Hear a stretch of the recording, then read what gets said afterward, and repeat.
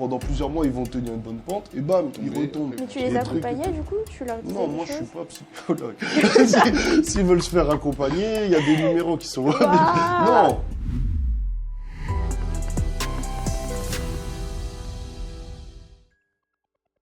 Bienvenue dans le spot, l'endroit où on parle vrai, sans filtre et avec le cœur. On espère que ce moment va vous toucher et peut-être vous amener à vous reconnaître à travers ce qui va être dit. Bonjour à tous, aujourd'hui je suis avec 3 nouveaux invités. Donc nous avons David. Donc bonjour à tous, très heureux et honoré d'être ici ce soir. Merci pour l'invitation. Donc moi c'est David, 24 ans de la région parisienne et heureux d'être ici. Avec plaisir. Sarah.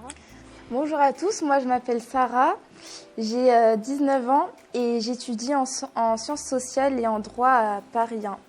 Et merci encore pour l'invitation. Avec plaisir. Bonjour à tous, moi c'est Davy, j'ai 24 ans et actuellement je suis assistant d'éducation dans un collège et comme les deux précédents, je suis content d'être ici et je te remercie pour l'invitation.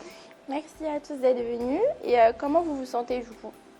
Ça va? Ça va, Moi, Ça plutôt va. bien, un peu fatigué mais plutôt bien, ouais ça va. J'avoue.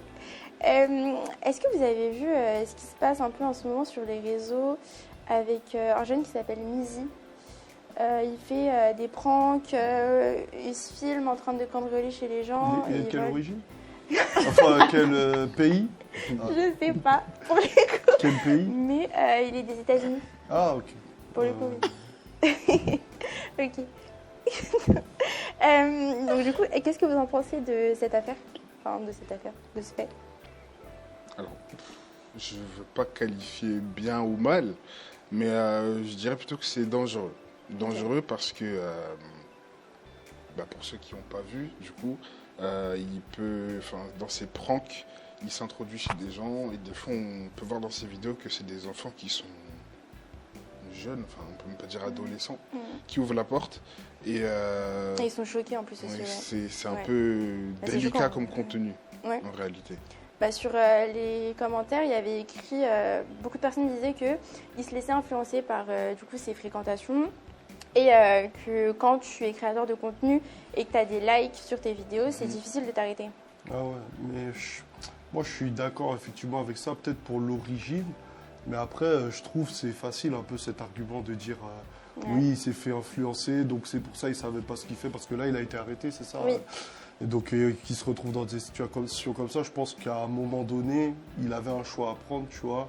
Et peut-être que le fait est, plutôt que, comme tu l'as dit, il y a eu beaucoup de likes, qu'il y a eu beaucoup de visibilité, je pense que c'est aussi de lui-même, tu vois, qu'il a voulu continuer ce concept et même le pousser de plus en plus loin, parce que j'ai vu, effectivement, au début, ça commençait tranquillement dans la rue, ou des fois c'était dans une voiture d'une personne, et puis après, il a commencé à aller faire des violations de domicile, etc. Donc, je pense qu'effectivement, l'influence au début, ça avait son origine, mais que l'effet de masse qu'il y a eu, ça, c'est un peu partagé entre lui et son entourage, du coup. Ok. C'est mon avis. Après, je sais pas ce que vous en pensez. C'est un peu créer le personnage qu'il est maintenant, quoi. Ouais, mais du coup, il y a une sorte de libre arbitre, mais pas que. Il y a aussi les fréquentations. Mais comment définir ce qui est réellement une mauvaise influence? Une mauvaise influence, ce serait une personne qui aura un effet néfaste sur ta vie en général, sur ton comportement, sur ta capacité à prendre des décisions et à gérer ta vie tout simplement. En gros, voilà ce que ça serait pour moi. D'accord. Moi, je suis plutôt d'accord avec ce que tu dis, Davy. Après, je sais pas s'il y a vraiment une définition universelle, parce que pour moi, une mauvaise influence, au sens où on l'entend, ce serait quelqu'un qui, aujourd'hui, te tire vers le bas, ou plutôt te met en décalage par rapport à un socle que tu avais de principes et de valeurs. Et le problème, c'est comme ce socle, il est propre à chacun. C'est pour ça que tout le monde aurait sa propre définition de qu'est-ce qu'une mauvaise influence, puisque le curseur n'est pas pareil pour tout le monde. Mais voilà, je pense que dès que quelqu'un te met en décalage, comme tu l'as dit, par rapport à ta vie, tes principes, tes valeurs, ton éducation, c'est là où on pourrait le qualifier de mauvaise influence, selon moi. Après, c'est plus ce que la société, Internet et la norme nous dirait. Tu sais, c'est que voilà, c'est une personne qui a un impact négatif sur notre vie, que ce soit sur notre santé, sur nos relations amoureuses, amicales, enfin sociales. Ce serait un peu la règle de base. Mais après, oui, comme tu as dit, je suis d'accord sur le fait que ce soit propre à chacun et qu'on ne peut pas vraiment définir ce qui est une mauvaise influence pour En général, quelconque oui. personne. Ouais. Oui, parce que même, des fois, tu sais, la personne, elle est super gentille, elle est super drôle et tout, elle est solaire, mais au final, pour un individu A, ça va pas du tout coller, ça va impacter, et même vers le négatif, alors que pour un individu B, ça ira beaucoup mieux. Et c'est pour ça qu'il faut quand même dissocier, je pense, la mauvaise influence de la personne. Est-ce que vous pensez pour vous que c'est la même chose ou qu'il y a quand même une différence ? Parce que c'est vrai que c'est assez paradoxal quand même. Pour moi, je ne pense pas qu'une mauvaise influence soit systématiquement une mauvaise personne. Parce qu'il faut différencier la nature de l'individu, de sa personne, qui est-ce qu'elle est en soi, et l'effet qu'elle émet sur nous au niveau comportemental. Parce qu'une personne, elle peut avoir des blessures, une personne peut se retrouver dans une difficulté quelconque, ou bien la personne peut tout simplement être immature, et ça ne fait pas d'elle une personne mauvaise en soi. Mais elle peut engendrer effectivement avoir un effet néfaste, comme tu l'as dit, sur notre personne.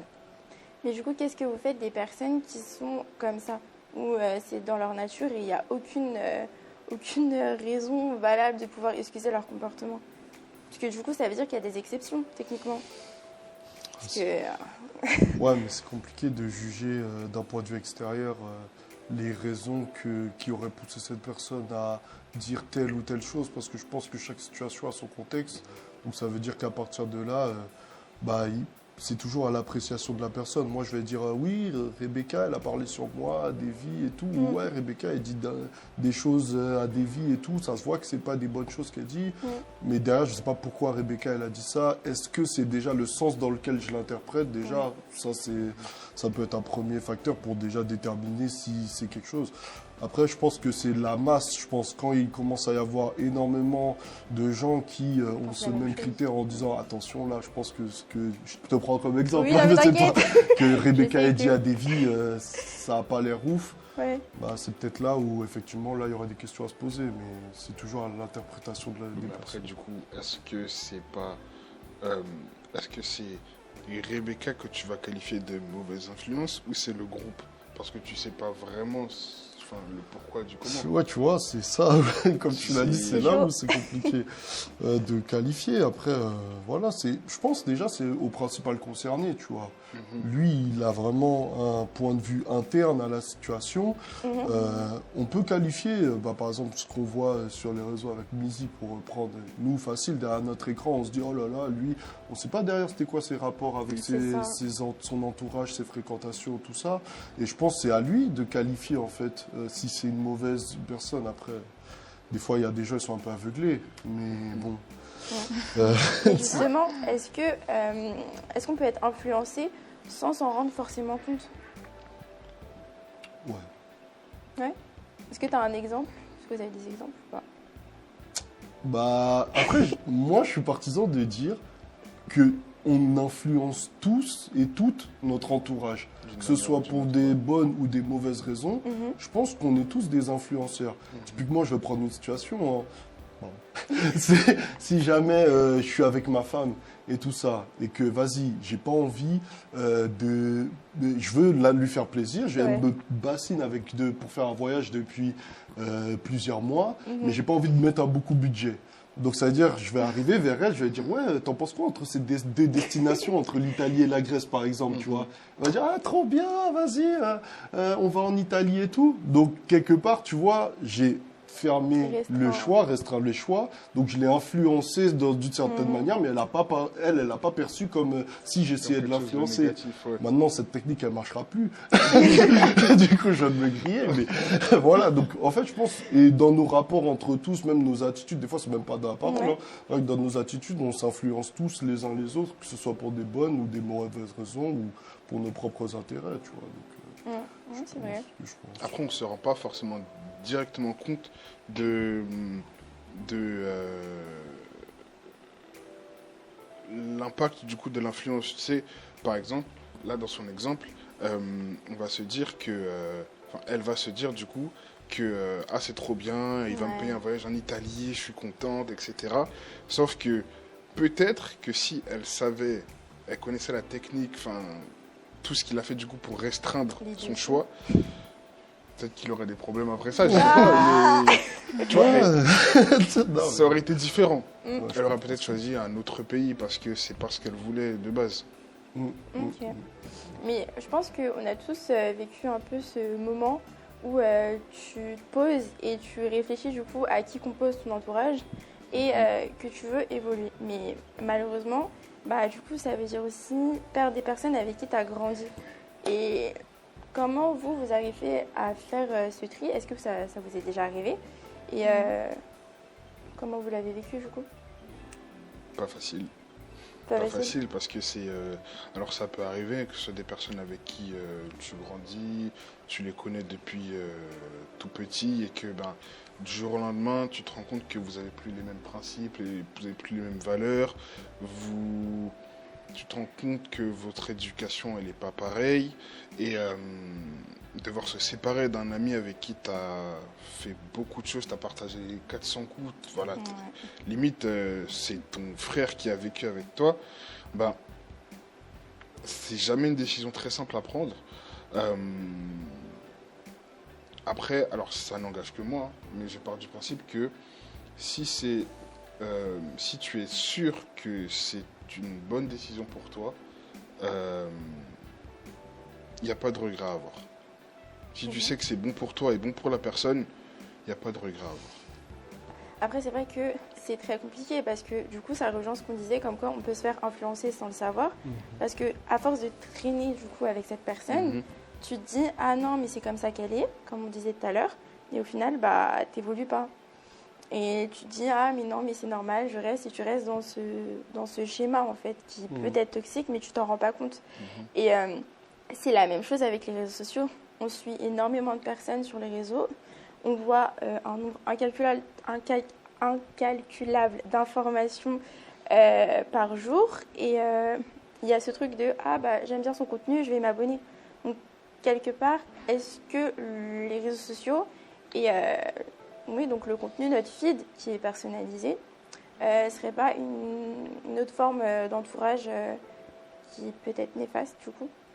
Mais ça, c'est une évidence. Aujourd'hui, je pense qu'énormément de personnes en France sont même conscients, et d'ailleurs, de se faire influencer par rapport à ce qu'on voit sur nos écrans tous les jours. Après, voilà, comme tu l'as dit, c'est là où de plus en plus de gens, ils essayent de mettre un cadre derrière ce qu'on voit en direct depuis nos réseaux sociaux, parce qu'avant, on pouvait voir un peu tout et n'importe quoi. Maintenant, de plus en plus, on voit qu'ils commencent à restreindre les trucs. Je ne sais pas si vous aviez vu récemment, il y a quelques mois, ils avaient fait une commission par rapport aux influenceurs, où ils avaient interrogé un grand nombre d'influenceurs, justement pour qu'ils s'expliquent sur le contenu qu'ils partageaient. Je crois que c'était des députés de l'Assemblée nationale. Oui, j'ai vu, il y avait Adé Laurent et comment il s'appelle, Alexis Tchess, plein d'autres gens. Ouais. Et donc ça se voit qu'ils ont compris l'impact que ça avait sur notre société et qu'on essaie de cadrer, mais après c'est sûr qu'il y a toujours un facteur où ça dépend de toi également, ce que tu vas rechercher sur les réseaux et à quel point tu t'en nourris, tu vois. Donc, oui, c'est ça. C'est toujours quelque chose d'assez dangereux, bien sûr. Ça fait partie de la vie maintenant. Je ne sais pas pour vous, et du coup c'est un peu une question pour vous. Est-ce que, quand par exemple, sur Insta, quand vous voyez, vous savez, la page là qu'on appuie sur la loupe, et qu'il y a plusieurs vidéos, plusieurs photos qui s'affichent, est-ce que... comment? Les pour toi? Je vois pas de quoi tu parles. Là, non, ça paraît peut-être sur- comme une vieille, mais. Sur Insta, tu sais, il y a... je connais pas les noms. T'inquiète, je ferai mes recherches après. Je crois que c'est en dessous de la barre de recherche. Ouais, Il y ouais. a Des suggestions plusieurs... des suggestions de vidéos donc les du pourquoi, monde entier. Finalement. Mais- Ah, c'est les pour toi? Bah, pour moi, c'est les pour toi. Je sais pas. Bah, ok, Ok. bah, on va dire Ouais, les ouais. pour toi. Si vous voyez par exemple une photo ou une vidéo qui ne correspond pas à votre algorithme, si je peux dire ça, Ouais. est-ce que vous allez essayer de vite la changer, de vite regarder plein d'autres vidéos qui correspondent à ce que vous aimez, ou vous allez laisser en espérant que... En fait, des fois, Ça part, quoi. des fois, c'est un peu le facteur inverse qui se produit où, tu sais, t'es choqué et en fait, bah, tu cliques pas dessus, mais rien que le fait, je parle plus pour Twitter, que tu passes plus de temps à regarder le truc, tu Mhm. vois, bah, derrière l'algorithme, tu te dis, ah, il est intéressé, donc il va te Ah, reproposer ouais. une ok, deuxième. ouais. Et en fait, au final, ça va se retrouver dans ton feed avant même que tu te rends compte que tu étais intéressé, tu vois. Et des fois, et pour s'en débarrasser, bah, ça, c'est une affaire de, ouais, faut aimer d'autres vies. Du coup, moi, ce que je fais, Mhm. ouais, c'est que je regarde d'autres choses Ouais. pour un peu noyer le truc et tout. Mais c'est vrai que ça va très vite, en fait. Des fois, tu te dis, mais pourquoi ça a apparu dans ton feed, tu comprends pas. Comme si c'était des petits hameçons, tu vois, Ouais. des petits trucs. Ouais. Et, Faut piéger. et après, toi, Des fois même en parlant, ouais, c'est ça. quand tu parles d'un Ouais. truc et Mm. tu Ça, c'est dévoiles une, ton c'est une téléphone. dinguerie. Ah, mais ça, c'est un truc de fou, ça. Eh, C'est vraiment une Eh, dinguerie. on va pas parler, mais voilà. Ça, il y a un truc derrière, c'est pas possible. Non, mais c'est vrai. Mais du coup, ça veut dire que normalement et de manière instinctive, tu fais le tri dans ce que tu vois. Mm. Mhm. Ok. Bah, je pense pas que ce soit facile pour tout le monde parce que faut quand même avoir du coup cette ligne et se dire bon, je sais ce qui est bon, je sais ce qui est mauvais. Ouais, c'est vrai ce que tu dis. Mais ouais. Mais du coup, pour parler du fait que ton milieu t'influence, est-ce que vous vous êtes jamais dit que c'était très bizarre que Jésus fréquente des endroits pas très bien famés, mais que pourtant, à la fin, ce soit quand même Jésus. Que son caractère reste toujours intact et donc parfait. Moi, je trouve ça assez bizarre quand même parce que de nos jours, c'est impossible. Vous en pensez quoi? Après, comme tu l'as dit, Jésus, il fréquentait ce qu'à l'époque, il qualifiait de mauvaise Les fréquentation. prostituées et tout. Mais est-ce que c'était des mauvaises personnes? Et je sais pas, donc ça se trouve, elles n'ont pas influencé Jésus à justement pécher ou à dériver de sa mission. Et en fait, surtout qu'à l'époque, c'était déjà un autre mindset un peu en termes de société où tu étais très facilement catégorisé dans mauvaise personne, tu vois. Ouais, mais Et- bon, avant quand même, tout ce qui était débauche, etc., c'était Ouais. toujours aussi présent. Donc, Ouais, mais est-ce que c'était des mauvaises personnes quand elles voyaient Jésus? Est-ce qu'elles essayaient de le corrompre, de le détourner?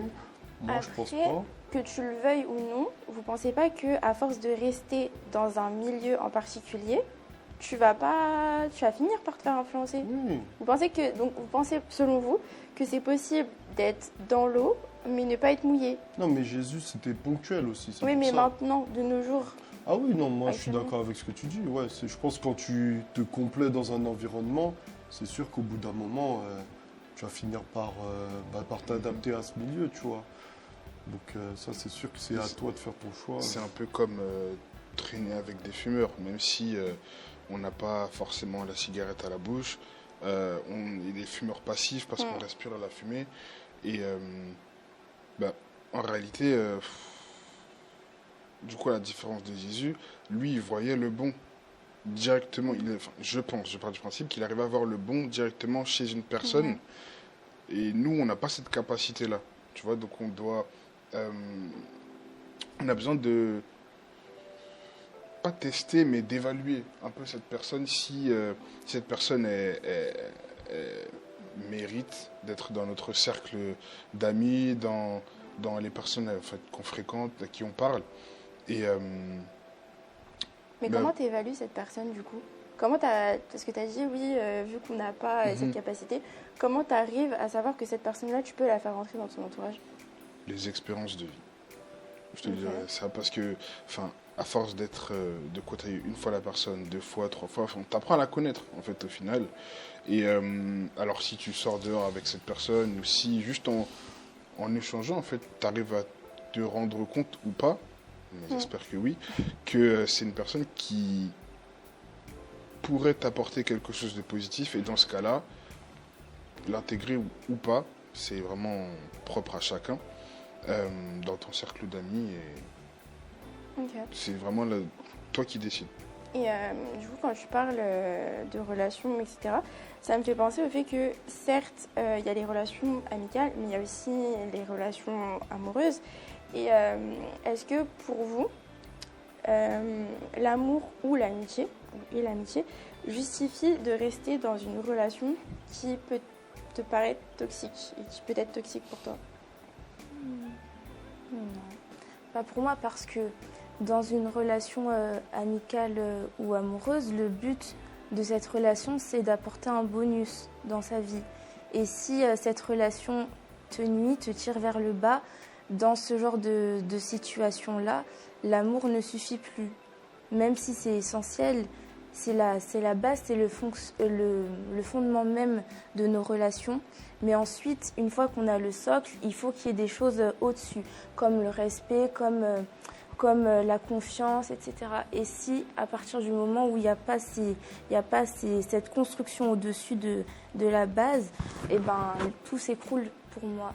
Donc je ne pense pas que c'est judicieux de conserver des personnes qui sont toxiques sur le plan amoureux comme sur le plan amical, parce que ce sont des mauvaises influences pour nous, des mauvaises fréquentations en tout cas. Elles peuvent nous tirer vers le bas. Ok. Oui, mais si, relation amicale comme amoureuse, hein, si au début, par exemple, amis d'enfance ou même relation amoureuse qui dure depuis des années, au début tout va bien. Donc vous partagez le même centre d'intérêt, vous discutez sur des sujets que vous appréciez tous les deux, etc. Et en fait, plus les années passent, et plus tu te rends compte qu'en fait cette personne, elle change aussi. Elle évolue à sa façon, et elle rentre pas du tout dans ton style de vie, dans ta manière de penser. En fait, ça commence, il y a un fossé qui se creuse en fait entre vous deux.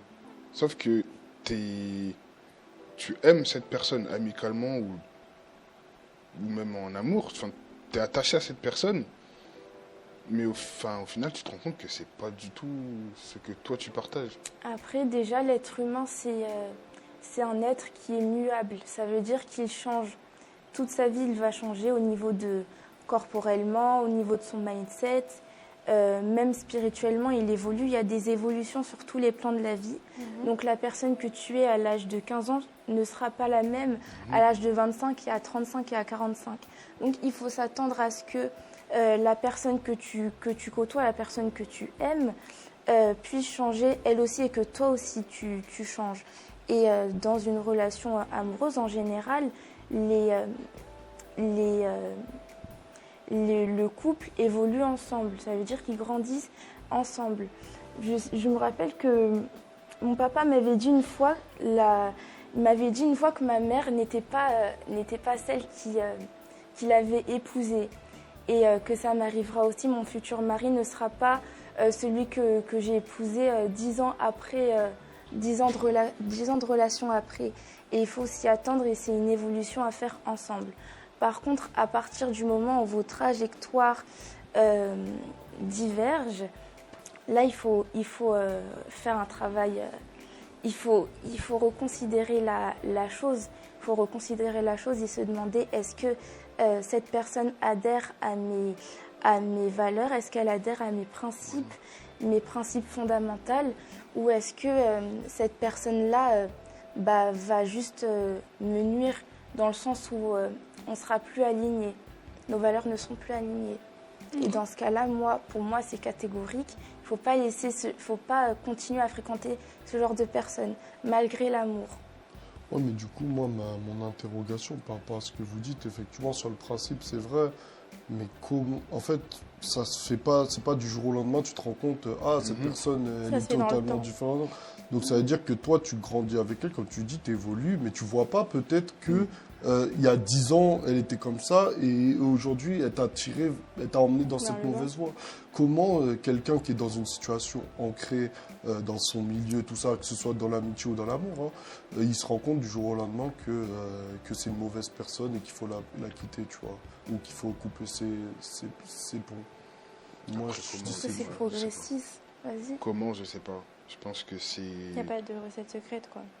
Ouais, il n'y a pas de recette secrète. C'est un peu... C'est propre à chacun, ça dépend des situations aussi. Ouais, je pense que ça dépend des situations. Mais toi, David, t'as bien déjà vécu, par exemple, une amitié. Ouais. Non, une amitié, même une fréquentation, peu importe le type de la Non, oui. relation où t'as dû te séparer. Comment tu t'en es aperçu Ben, je pense qu'on a tous besoin d'introspection à un moment donné dans sa vie. Et qu'une fois qu'on fait un peu qu'on prend du recul un peu sur notre vie, sur nos amitiés, nos relations familiales, etc., on se rend compte de plein de choses qui vont pas. Et après, à nous de couper ou non les ponts avec, bien sûr, la forme et d'être en paix avec ça. Mais il faut avoir cette capacité à se dire, ok, cette personne-là m'apporte ça, je sais que c'est pas ce que je veux pour moi, je sais que c'est pas bon pour moi. C'est dur. Hein. Après, moi, je rebondis sur ton travail d'introspection. Je trouve que c'est important de faire un travail sur soi, d'essayer de temps en temps de se remettre en question, parce que des fois, ça peut être nous, la mauvaise fréquentation. Ça Aussi, peut être nous, sans même s'en rendre compte, en fait. Et c'est, en général, on se dit pas du jour au lendemain, j'ai envie d'être une mauvaise influence. C'est un processus, c'est sur le long terme.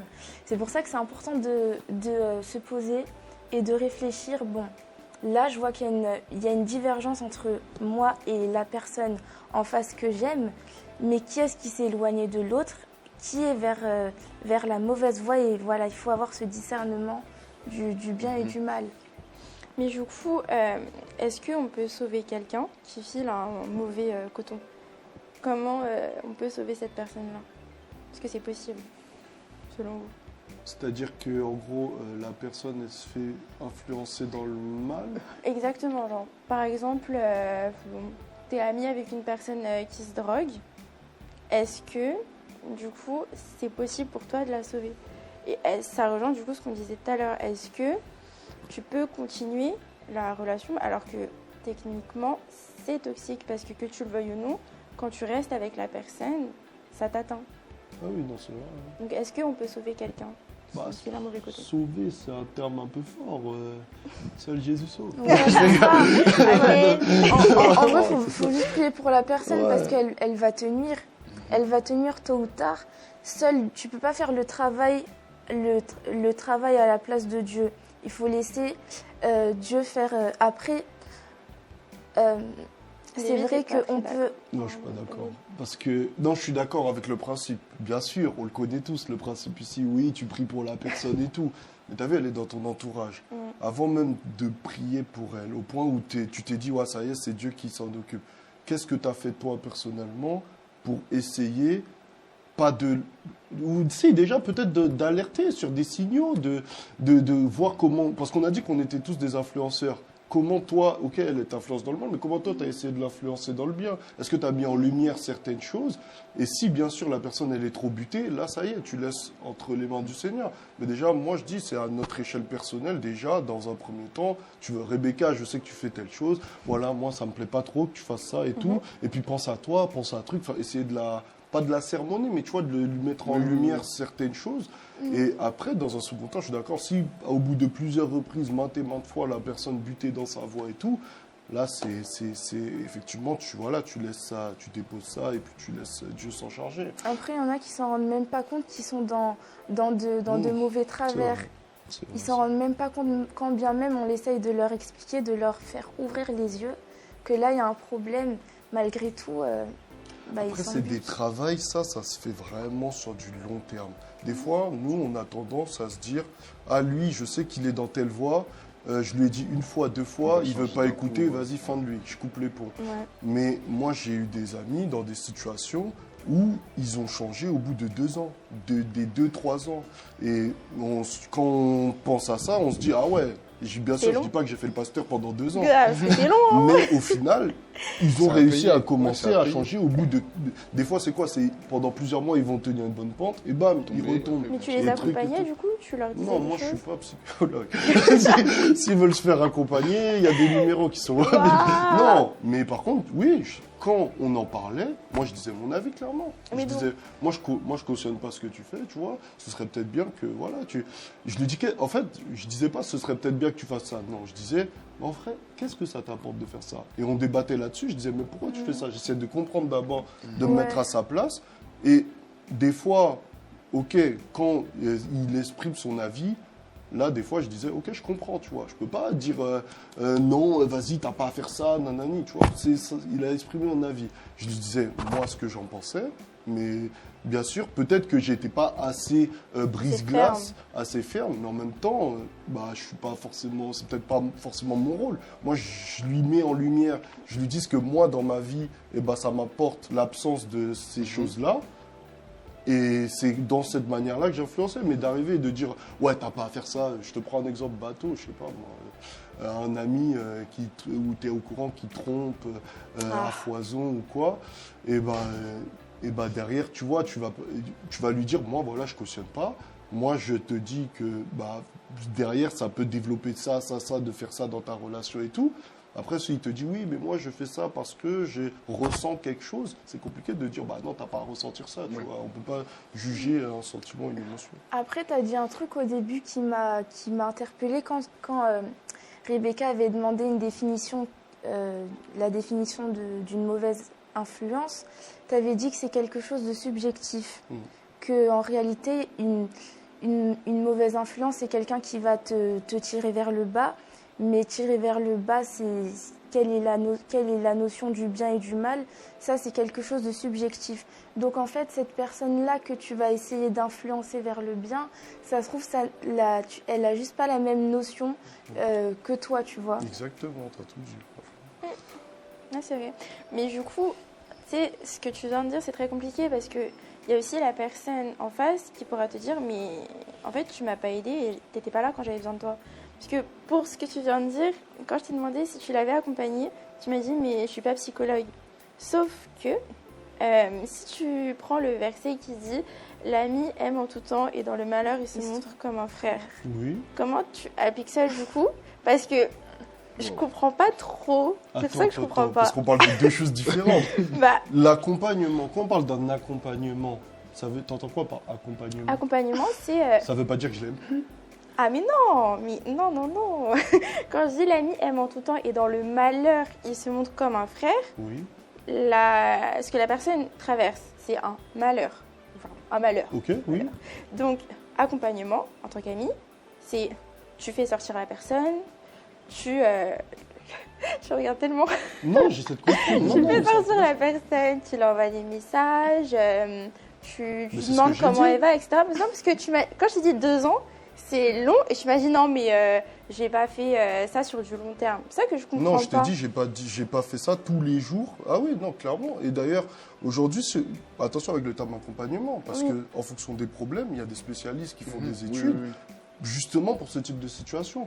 Moi, en tant qu'ami, ce que j'ai fait, je conseille, je t'ai dit, je te mets en lumière, je te donne mon avis, je suis transparent avec toi. Ouais. Dès qu'on va en parler, mais non, je prenais pas mon téléphone tous les jours. Ouais, Non, on en est pas où tous sur les cette jours. situation Oui. faire le bilan. Après, pour reprendre ton texte que tu disais, bah, j'étais cohérent, tu vois. C'est-à-dire que quand on en parle, je lui ai pas dit, ah, c'est bien ce que tu fais et tout, alors que je pense autrement. Non, Ok. non. Je lui mets en lumière sa situation, je le conseille, je lui dis même que moi, personnellement, bah, que c'est en décalage avec mes valeurs et que justement, en plus, moi, tu vois, bah, dans ma vie, par rapport à cette absence de cette chose, bah, c'est comme ça que je le ressens et tout. Tu mets en lumière ton sentiment. Ce que j'ai dit, c'est que c'est pas moi qui vais prendre sa main pour appuyer là sur ce Ok. bouton, tu vois. Je lui mets Oui, en non, lumière où est le bouton, à la limite, mais la décision, elle lui reviendra toujours. Ok. Pour moi, c'est comme ça que je le vois. Après, c'est comme moi j'ai fait, peut-être effectivement je me trompe, mais sur de l'accompagnement, c'est quand même quelque chose d'assez lourd quand même.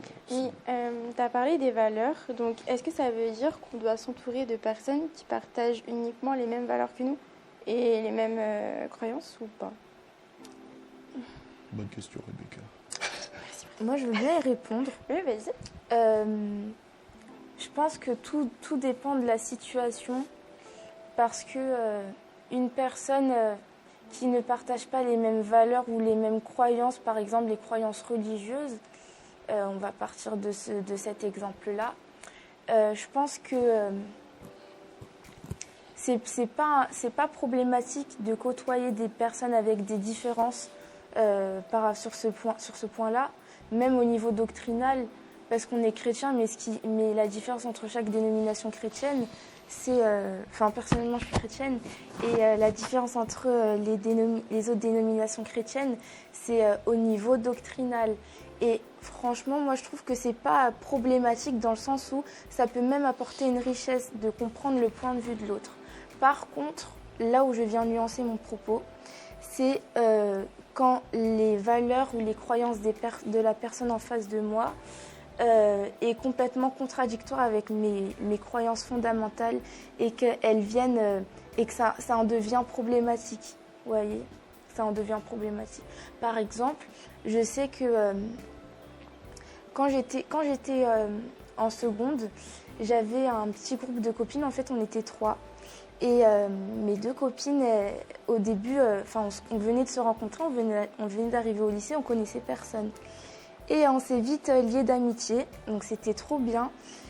Et au fur et à mesure qu'on traîne ensemble, je remarque que les 2, elles commencent à être connectées, mais pas pour moi personnellement, pas dans le bon. C'est-à-dire qu'elles critiquaient beaucoup, elles jugeaient beaucoup les gens et les potins, etc. Et moi, je me reconnaissais pas dans ça.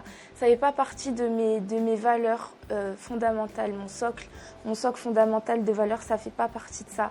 Et de manière progressive, je me suis détachée d'elles, même de manière naturelle. En fait, je me suis détachée d'elles parce que je pouvais pas accepter ça.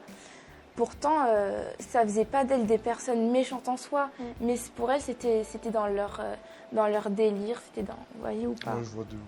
C'était un moyen de rigoler, mais ça me faisait pas rire. Donc, Je vois. Mais c'est ce que vous venez de dire, ça va à l'encontre de tout ce que vous avez dit avant, parce que, après, vous allez un petit peu plus expliquer du coup pour les personnes qui nous regardent, mais vous dites que c'est important d'avoir une amitié qui partage les mêmes valeurs que vous, mais ça ne vous dérange pas d'avoir du coup des amis qui, je ne sais pas si par exemple vous fumez, vous fumez pas, ça ne vous dérange pas d'avoir des amis qui fument. Techniquement, le fait de ne pas fumer, c'est une de vos valeurs et une de vos croyances. Elle a parlé de valeurs fondamentales. Mais parce que je t'ai vu un peu faire ça tout à l'heure avec la tête quand j'ai posé la question. C'est pour ça que je posais la question, que je demande. Sur quelle question? Quand j'ai demandé si il faut obligatoirement s'entourer de personnes qui partagent les mêmes valeurs que toi. Ah oui, mais je suis d'accord avec ce qu'elle a dit, moi. C'est pas forcément. Donc pour vous, avoir un... Ok. Non, j'ai cru que t'étais... Non, j'étais justement, pour moi, du coup, pour répondre à cette question, oui. pas forcément. C'est-à-dire que... Notamment, j'ai mal interprété le hochement de tête. Elle a parlé par rapport aux croyances. Okay. Effectivement, on a plusieurs courants et il y a des variations de doctrine, mais on a tous le même socle commun, le dogme, où par exemple on croit en un seul Dieu. Donc ça veut dire que si par exemple, je te dis n'importe quoi, toi tu es chrétien, tu as des musulmans dans ton entourage, je vois pas. Oui, mais justement, hors point de vue religieux, parce qu'elle a pris l'exemple du point de vue religieux, mais la religion, il n'y a pas que ça dans la vie. Non, mais tu as parlé de croyances, c'est pour oui, ça qu'elle a pris... mais non, j'ai aussi parlé des valeurs. Oui, pour les valeurs pour toi. Du coup, ça ne te dérange pas d'avoir un ami qui va à l'encontre de tes valeurs personnelles? Non, parce que comme elle a dit, il y a des valeurs fondamentales. Parle de toi. Oui. Du coup, moi, personnellement, oui. si ça va à l'encontre de mes valeurs fondamentales, si, ça va me déranger. Mais carrément, je pense que naturellement, la séparation, elle s'effectue. J'ai déjà eu le cas, tu vois, où forcément tu grandis avec une personne et tout, tu la connais depuis que tu es petit, et au final, plus ça passe, plus vous voyez que la différence de vos valeurs, et naturellement la séparation elle s'est faite. Mais Ok. à l'origine, dans l'entourage, on n'avait pas les mêmes valeurs et pourtant il y avait une amitié, mais après, sur du long terme, Ça tient pas. quand j'ai vu qu'il y avait la différence sur les valeurs, oui, Non, non, vas-y. et ça s'est séparé naturellement. En fait, je pense que c'est comme au travail. On a besoin de passer par plusieurs expériences pour savoir vraiment qui on veut être professionnellement ou dans la vie de tous les jours. Quel type d'amis on veut avoir, quel type de relation on veut avoir, quel type de, de vie aussi on veut avoir. Et alors, je dis pas qu'il faut goûter partout, mais je pense que c'est bien de s'entourer avec des avis qui divergent un peu pour vraiment être convaincu que ce qu'on veut être, c'est parce C'est la qu'on vérité. a vu, parce qu'on a testé, parce qu'on sait que ça, on ne le veut pas pour nous. Ok. Et qu'au final, que ce soit croyance ou hors croyance, en discutant avec plein d'amis, tu te rends compte que, oui, ça c'est pas toi. Ça c'est bon, ça c'est pas bon pour toi, hein, pas pour tout le monde, mais ça c'est pas bon pour toi, ça c'est bon pour toi. Et qu'au final, tu préfères garder ça. Et ça, tu sais que, voilà. Et c'est peut-être là où tu détermines un peu bonne ou mauvaise influence, mais pour toi. C'est quand tu vois que ce que tu testes, là, c'est pas bon pour toi ou pour le type de personne que tu veux devenir, de femme ou d'homme dans la société ou dans ton futur, et qu'au final, tu décides d'y mettre un terme, tout simplement parce que c'est pas la personne que tu aspires à être et les personnes avec qui tu veux partager ta vie plus tard. D'accord. Mais du coup, comment garder pour vous des liens quand même, puisque vous m'avez dit du coup qu'on pouvait être amis avec des personnes qui n'avaient pas les mêmes valeurs, comment vous pouvez garder les liens avec ces personnes-là sans être influencé négativement par ce qu'elles font, leurs actions?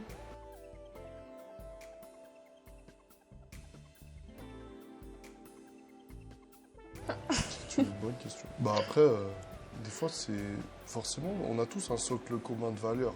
Je pense pas qu'il y ait des gens dans notre entourage qui sont complètement à l'opposé de toutes nos valeurs. Donc déjà, ce lien, il se crée peut-être par ces valeurs qu'on a en commun. Après, si c'est une valeur ou deux où il y a une différenciation entre les deux, faut savoir c'est quoi le plus important et qu'est-ce que cette personne elle t'apporte. Parce que je pense que tout le monde ne t'apporte pas la même chose dans ta vie. Oui. Il y a des choses que tu sais que tu vas retrouver chez une personne, que tu ne vas pas retrouver avec l'autre, que tu ne vas pas retrouver avec une autre, etc., etc. Donc ces liens, ils sont établis peut-être avec certaines valeurs que tu as en commun avec ces gens-là. Par contre, si à un moment, ce socle-là, justement, il est touché, ou tu vois que tu ne te reconnais plus, comme elle disait, dans la relation initiale que vous aviez établie, c'est là où je pense que c'est là où il faut savoir est-ce qu'il m'influence dans le mal, est-ce qu'il m'influence dans le bien, et ça revient à ce que vous disiez tout à l'heure, ou comment quelqu'un qui est dans cette situation, dans cet environnement, il se rend compte qu'il est en train de se faire gentiment tirer de l'autre côté du mur, quoi. Donc, Non, c'est vrai. ça, c'est toujours la question. Mais du coup, face à tout ça, certaines personnes peuvent se dire, bon, du coup, vu que je ne suis pas sûre de l'influence que la personne peut avoir sur moi, je préfère rester seule.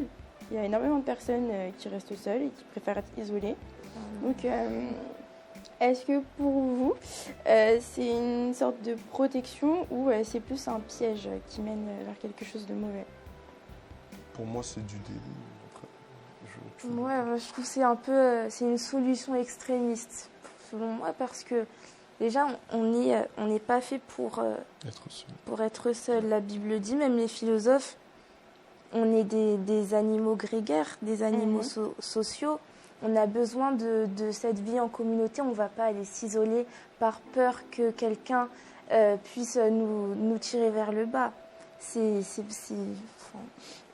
pas si vous êtes d'accord avec moi, mais je trouve que c'est pas machin. Ok.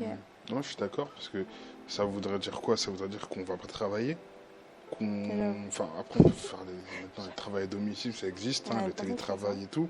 Mais ça veut dire quoi? Qu'on ne voit, enfin, qu'on se coupe du monde, Mhm. qu'on baisse les stores de nos fenêtres et qu'on ne voit plus personne dehors. Enfin, c'est un peu de l'auto-sabotage, en fait, au final, parce que, comme tu as dit, on a été créé pour être entouré et pas pour être seul. Et j'avais vu ça en cours. Je ne sais pas si vous connaissez le principe de l'hospitalisme.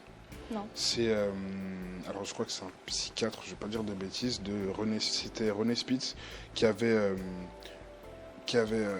enfermé des enfants, qui a fait une expérience sur des enfants. En fait, il avait enfermé des enfants, on va dire, dans une chambre, et des bébés. Et dans une autre chambre, il avait aussi enfermé des bébés. La seule différence, c'est que il y avait des enfants qui étaient nourris, qui avaient des câlins, on leur parlait tous les jours, et d'autres qui étaient coupés de tout. Et du coup, après un certain temps, on s'est rendu compte que ceux qui étaient juste nourris, mais pas de mots, pas de câlins, juste nourris, et pour les temps de sieste, ils sont morts. Donc, je pars du principe que on a tous besoin d'échanges,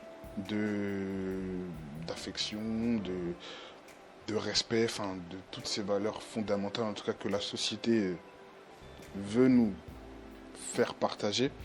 Mais oui, comme on le dit depuis le début, c'est que en fait, au bout d'un moment, quand on sent que c'est pas pour nous, faut partir. Faut pouvoir pouvoir mettre un terme à tout ça. Non, parce que la question que j'ai posée est aussi valable du coup pour les personnes qui sortent de relations extrêmement difficiles pour elles et qui préfèrent du coup rester seules avec des chats jusqu'à la fin de leur vie. Mais bon. Après, je me dis, est-ce que c'est pas, comme tu l'as dit, une protection, ça c'est un bon terme, je pense, qui cache au contraire justement une immense solitude et un immense vide qu'elles ressentent à l'intérieur d'eux-mêmes, mais qu'elles n'arrivent pas à combler justement à cause des blessures qu'elles ont eues. Et je pense que quand elles sont dans cette situation, c'est un problème beaucoup plus profond que juste l'image qu'elles se donnent de solitaire qui n'a pas besoin des autres, etc. Et je pense que quand on est dans cette situation-là, et je pense que c'est d'autant plus important de recevoir de l'aide extérieure, parce que, comme on l'a dit, l'homme n'est pas fait pour être seul. En plus, d'ailleurs, j'aime bien, il y a un proverbe qui dit que, dans la Bible que autant comme le fer s'aiguise contre le fer, l'homme s'aiguise au contact des autres. Donc, et je trouve ça intéressant parce que nous-mêmes, qui sommes toujours en plein apprentissage, c'est important justement d'avoir ces relations qui t'apportent. Moi, je t'apporte, toi, tu m'apportes. Nous, on se challenge et puis on en sort tous grandis, tu vois. Alors que quelqu'un qui reste seul, c'est jamais très bon, quoi.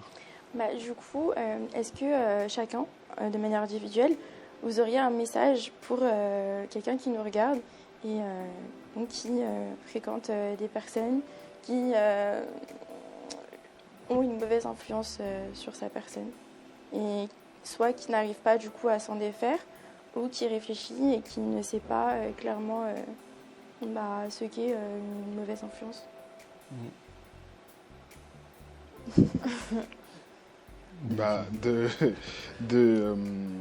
D'essayer du moins de passer un temps d'introspection où on va un peu prendre du recul sur toute notre vie, à partir du moment où on a été vraiment conscient qu'on a cette capacité à prendre des décisions, mais de prendre un temps de s'isoler, de prendre un temps de réflexion et de réfléchir vraiment à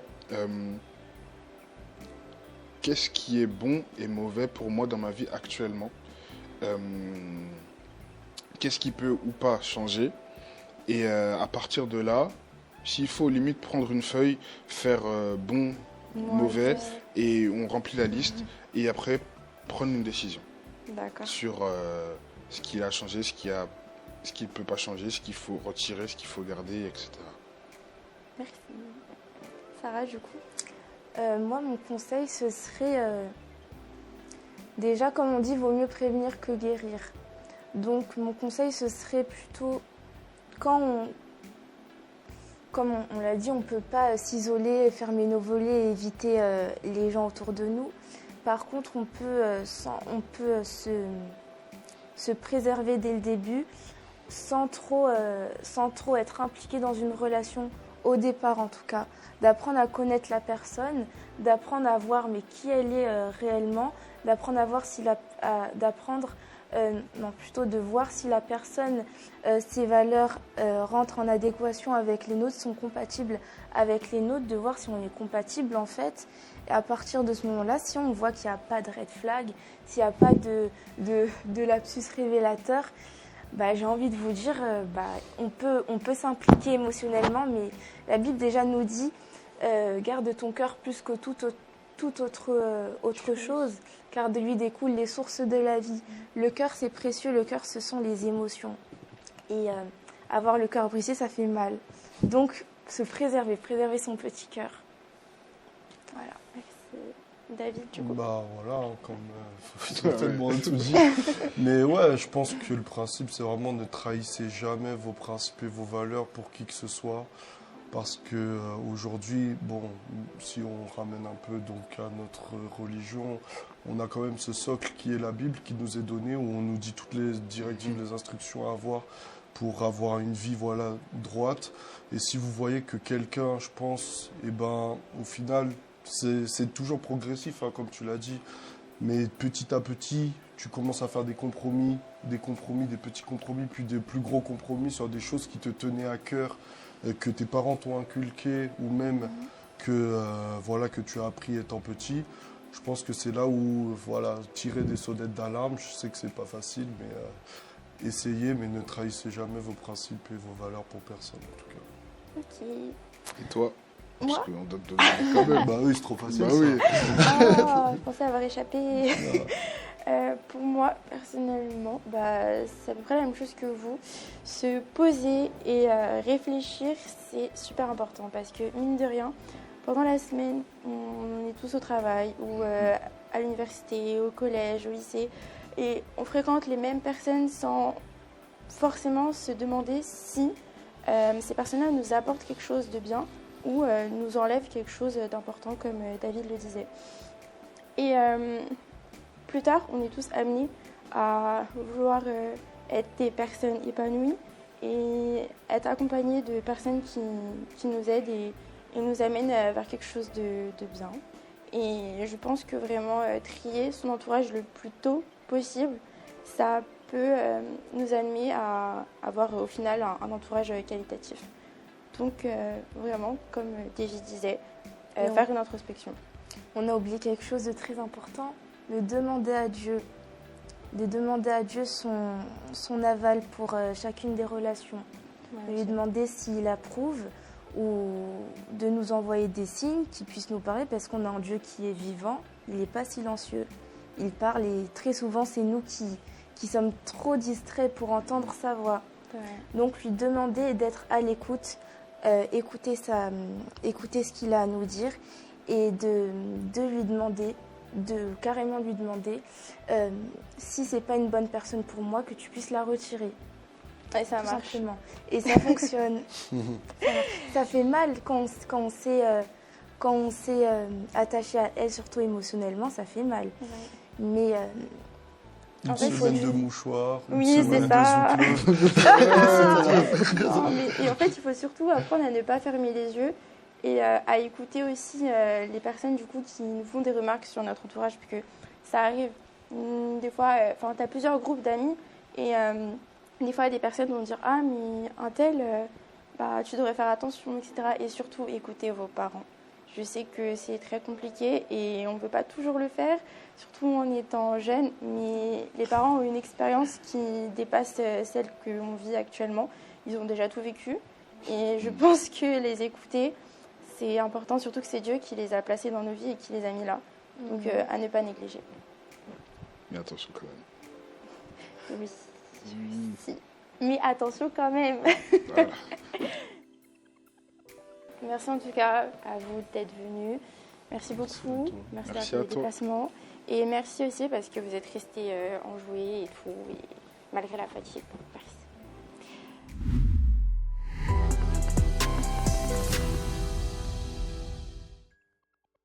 Voilà, c'était le spot. Merci d'avoir écouté cet épisode de vraies histoires, du vrai vécu et une vérité qui change tout. N'oublie pas, les personnes qui t'entourent peuvent soit t'élever, soit t'éteindre. Et si certaines relations t'ont blessé, tu es exactement au bon endroit pour que tu reconstruises ce que d'autres ont abîmé.